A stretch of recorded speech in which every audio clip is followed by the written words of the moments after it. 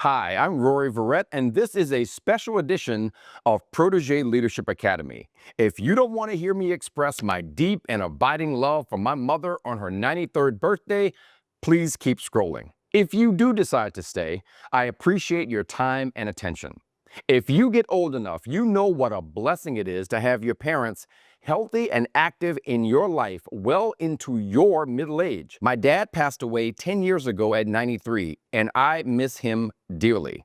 My mom turned 93 on May 26th, and I'm dedicating this video to her in honor of her incredible impact on my life, my siblings' lives, and other family members, friends, and her students and academic colleagues.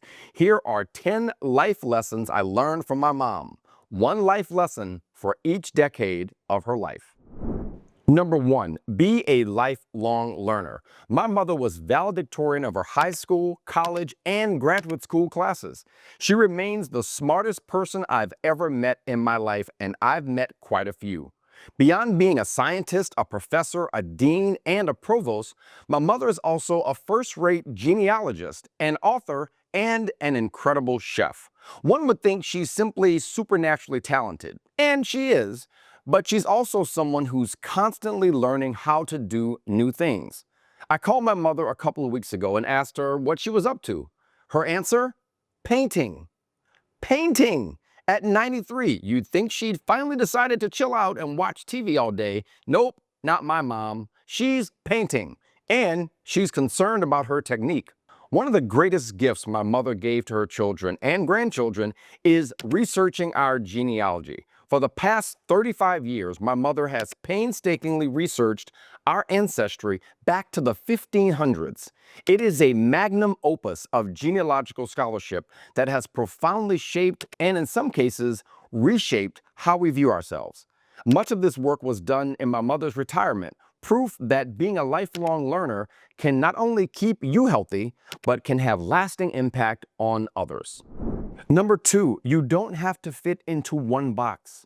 My mother is an incredibly supportive mother, and she was a dedicated wife for 50 years, and she was a provost and professor, and she was an extraordinary cook, and she was well-traveled, and she knew how to dress. My mother could have simply been a great mom and wife, and we'd have all thought we won the parenting lottery. But my mother, a woman of superhuman capacity, didn't fit into one box. She was a warehouse of dozens of boxes, each one filled to the brim with excellence. Number 3, work hard, play hard. My mother once told me a story about how she missed out on the very busy Mardi Gras social season in New Orleans when she was in grad school. She told her family and friends that she would make it all up the next Mardi Gras season.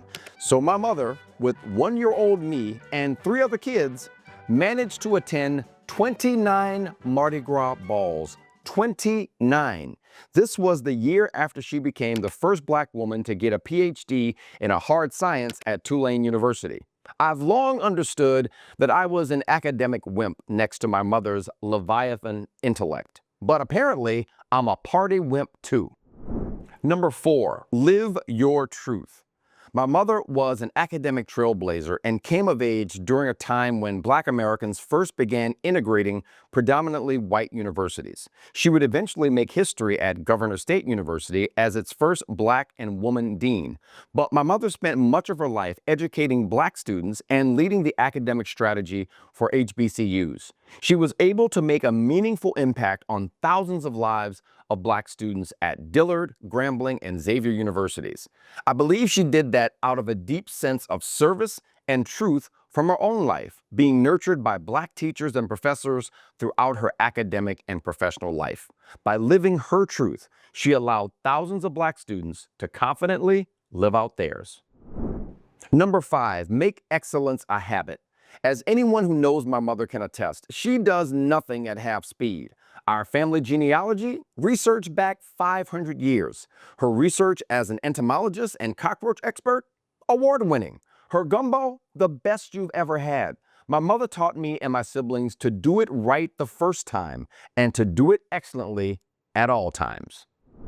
Number 6, hosting as an act of love. My childhood was spent surrounded by family, my parents' friends, and her students. Whether it was hosting family during Mardi Gras or serving food to Dillard students at my parents' makeshift restaurant under the Grand Hotel on Canal Street on Mardi Gras Day, or us taking our cousins with us on trips, my mother taught me that hosting those you love over a bowl of gumbo, homemade ice cream made on our carport, or on long drives from New Orleans to California, that's 40 hours in a Caprice Classic. 3 adults in the front, 5 kids in the back, AM radio, vinyl seats. That all of those were acts of love. When my friends in Lisbon ask me why I'm always hosting a party or an event, this is a family tradition I've dedicated to keeping alive. Number 7, be excellent at your craft. My mother won a MacArthur Genius Award. She was twice awarded a Fulbright Scholarship, valedictorian 3 times over. My mother's commitment to excellence was extraordinary and enduring.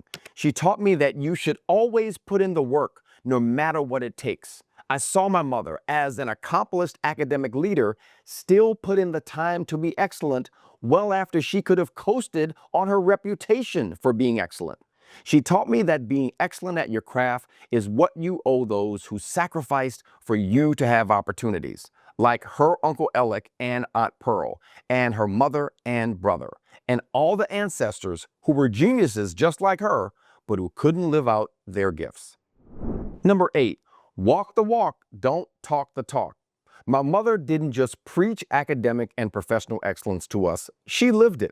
It's no wonder all of her children have been tremendously successful as a sportscaster, a French teacher, and a nonprofit executive director. And me, a global entrepreneur. We watched both of my parents role model hard work, integrity, excellence, and continuous learning. I'm eternally grateful that I've lived to see and to understand my mother's achievements and how her living legacy has positively impacted so many of us. Number 9, know your place. I remember traveling a lot as a child. My family was middle class, but we traveled like we were upper middle class. I may have had some hand-me-down clothes from my brothers, but we traveled all throughout the US and Europe. My parents set foot on every continent through their own savings and through my mother's attendance at various international academic conferences. Whether we were in Lausanne, Switzerland, or Paris, France, or Graz, Austria, or Opryland in Tennessee, my mother constantly reminded us that we belonged anywhere. And as I reflect on my own family and our future here in Europe, I'm grateful that my mother taught me that the world was mine and that I could bend it to fit my life and not be confined by a single place. Number 10, whatever you do, be committed to the end. You might be getting the impression that my mother is one extraordinary person, and you'd be correct. One of the parts of her legacy, though, that will never make an academic journal, one of the things that students who research at the Dr. Joyce Verrett Science Lab at Dillard may not ever know, is how many times my mother was the last person her family members saw as they transitioned. For her mother, her siblings, aunts, uncles, and so many other people, my mother was the one in the hospital room talking to doctors. My mother was the one calling family members, giving them the medical updates. My mother was the last one, and sometimes the only one, in the room as they transitioned.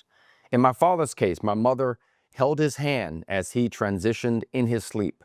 She did that for so many other people, serving as an earthly angel to walk them into the arms of heavenly angels. To my brilliant, bold, beautiful, and benevolent mother, you are a living legacy of love, excellence, and compassion. I know that God broke the clay mold when He made you, but we thank Him for sprinkling some of that clay dust on so many of us because of your selfless and magnificent life. Happy birthday, Mama. I love you.